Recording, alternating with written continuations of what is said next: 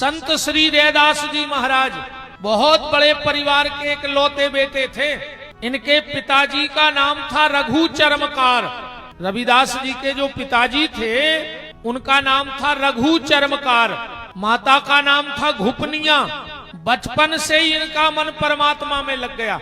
बचपन से पिताजी की तिजोरी से पैसे निकालते और गंगा के किनारे जो साधु महात्मा घूमते, किसी को खड़ाऊ दिला देते, किसी को चमीटा दिला देते, किसी को कमंडल दिला देते। पिताजी बड़े परेशान, ऐसे में तो हमारी सारी जायदाद तू सत्यानाश कर देगा।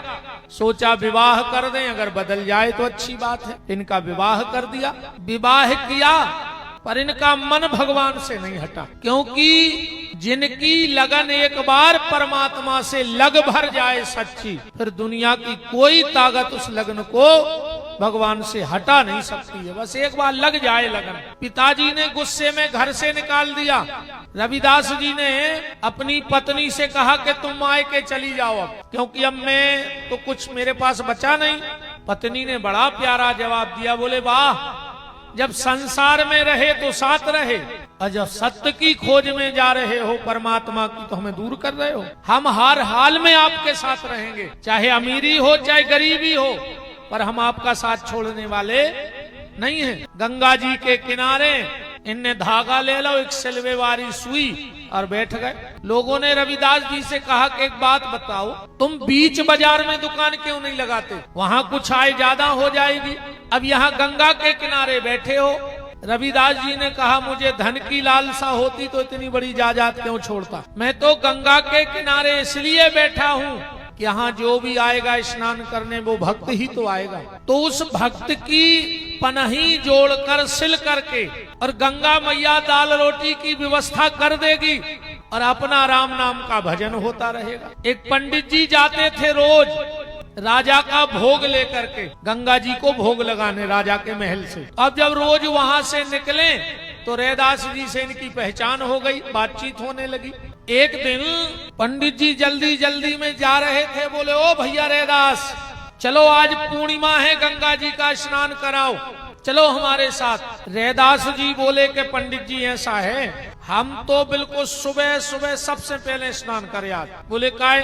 बोले अगर इतनी टाइम हम जात, हम हैं छोटी जाति के, तो लोग वहाँ मुंह बनाते और हम नहीं चाहते हमारे कारण किसी के भजन में भंग हो, इसलिए हम पहले ही स्नान करके आ जाते हैं। अरे बोले आज पूर्णिमा है, चलो तो। रैदास जी बोले हम नहीं जा पे हैं, मगर तुम जो ये केला लाए जा सो गंगा जी को हमारी तरफ से भेंट दे दियो। पंडित जी ने कही ठीक है, बिना मन सो खराब करके जेब में रख लो। और जाके भोग लगाया गंगा मैया को, और भोग लगा करके भोग लगा के लौटन लगे तो खबर आ गई कि रैदास ने केरा दाओ। तो अरे बोले चढ़ गाओ ते राजा को भोग तो गंगा जी ले नहीं जाएंगे, और रैदास को केला काले हैं भोग में। जैसे ही पंडित जी लौटे तो आवाज आई, ए महाराज, ए पंडित जी कुछ भूल रहे हो, एक भक्त ने तुझे कुछ भोग रखा था, बोल निकाल। और गंगा जी में से खांत निकला। पंडित जी की आंखों में तो आंसू आ गए कि धन्य रे रैदास, 20 सालें हो गई भोग लगाऊ, पर आज तक गंगा जी ने भोग नहीं मांगो और रैदास का प्रसाद मुंह से मांगा। पंडित जी ने केला दाओ, लौटन लगे तो फिर आवाज आई, पंडित जी जा कछु भेंट हमारे रैदास को दे दियो। दूसरो हाथ निकलो अच्छो सोने को कंगन। पंडित जी ने जब वो कंगन देखो, चमक आ गई आंखों में, इतनो कीमती कंगन। पंडित जी के मन में लोभ आ गया कि पंडिताइन भी बहुत समय से लगी है के का जेवर बनवा दे, हम तो गरीब ब्राह्मण, हम तो बनवा नहीं सकत। उरते रैदास को कहा पता कि गंगा जी ने केला ले लाओ के कंगन दे दो। पंडित जी ने नहीं बताई रैदास जी को, और वो कंगन ले आन के पंडिताइन को दे दो। पंडिताइन ने कंगन पहना। बात सिर्फ मन शुद्धि की बता रहे आपको, बात सिर्फ मन शुद्धि की है। पंडिताइन को जब वो कंगन दो, अब ऐसा हो सकत के कोनो माता जी जेवर बनवाए और पेरे ने और कोई घुमताए ने, ऐसा तो हो ही नहीं सकत। यह तो बड़ी गलत बात हो जाए।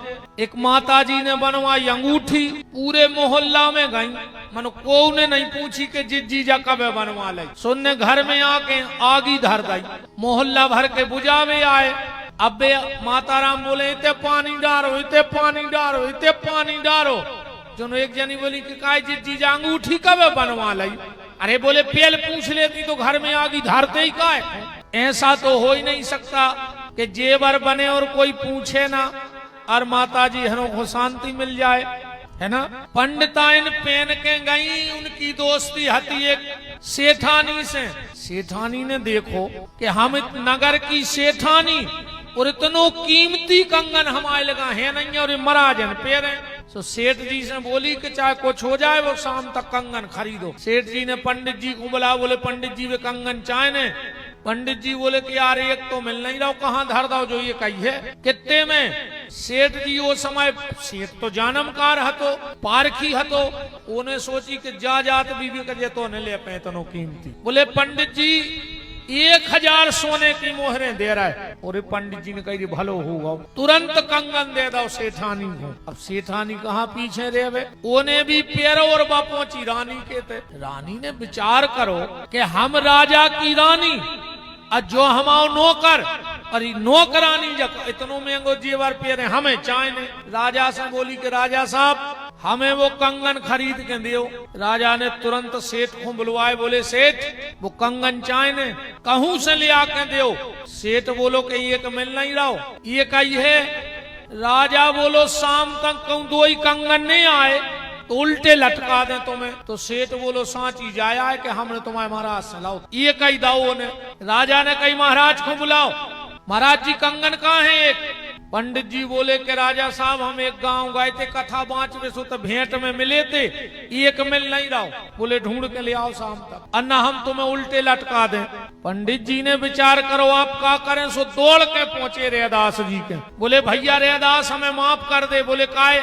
बोले ब्राह्मण आए रे तना लोभ आ गाओ, वो दिन तुमने केला दाओ तो सो गंगा जी ने हमें कंगन दाओ पर हमने धल्ला और ऐसी ऐसी बात हो गई। एक केरा और दे दे सो हम गंगा जी को चढ़ा दें और एक कंगन और मंगा लें।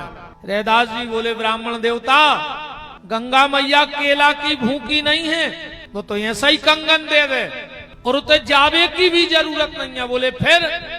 बोले गंगा मैया तो तैया आज। पंडित जी ने कही बुलाओ। और जो भक्त रैदास ने ध्यान लगाया तो कठोते में गंगा प्रकट हो गई और तब से कहावत बन गई कि मन चंगा तो कठोती में गंगा। रैदास जी रोने लगे, कहा माँ एक कंगन और दे दो, ब्राह्मण है। पर जब गंगा मैया को कठोते में देखा तो रैदास जी जोर जोर से जमीन में सिर पटकने लगे। गंगा ने कहा बेटा रैदास रो रहे हो। कहा माँ हम जल्दी जल्दी में ये भूल गए कि हमने तुम्हें बुला कहाँ लिया। गंगा बोली कहाँ बुला लिया। बोले चमड़ा गलाने वाले कठोते में बुला लिया, जिसमें हम मरा हुआ चमड़ा गलाते हैं उसमें तुम्हें बुला लिया। गंगा ने कहा बेटा रैदास कोई अंतर नहीं है, अंतर सिर्फ इतना है कि तू जिस कठोते में मरा चमड़ा गलाता है और व्यक्ति गंगा जी में जाके जिंदा चामरो गलाउत है। जो भी तो चामरो है, जो भी तो अपनों में डुबो यार है। गंगा में जाके आदमी जिंदा चामरो गला रहो और तुमने मरे चामरे में हमें बुला ला, कोई फर्क नहीं है बेटा रैदास। हाँ एक फर्क जरूर है। बोले कौन सा। बेटा तू मरा हुआ चमड़ा इस कठोते में गलाता है और निकाल के जूता बनाता है और वो दूसरों के कांटे बचाता है। ऐसा ही होत के नहीं होत। मरो चामरो कठोते में गल है और नकर है तो जूता बन है, जूता बन है तो दूसरों को कांटे बचे है। बेटा तेरा चमड़ा दूसरे के कांटे बचाता है और व्यक्ति गंगा में जाता है, जिंदा चामड़ा गलाता है और वहां से लौट करके दूसरों को कांटे बन जाता है। इतना अंतर है, दूसरों के कांटे बन जाता है। बात सिर्फ हम ये बता रहे हैं कि अगर मन शुद्ध है तो तन शुद्धि की जरूरत नहीं है, और अगर मन मैला है तो फिर कोई मतलब नहीं भजन का, फिर तो तुम कितना उरटत रहियो। एक बात और अच्छी दिमाग में आ गई। रैदास जी सालक राम जी की पूजा करते, सालक राम की बटुलिया की।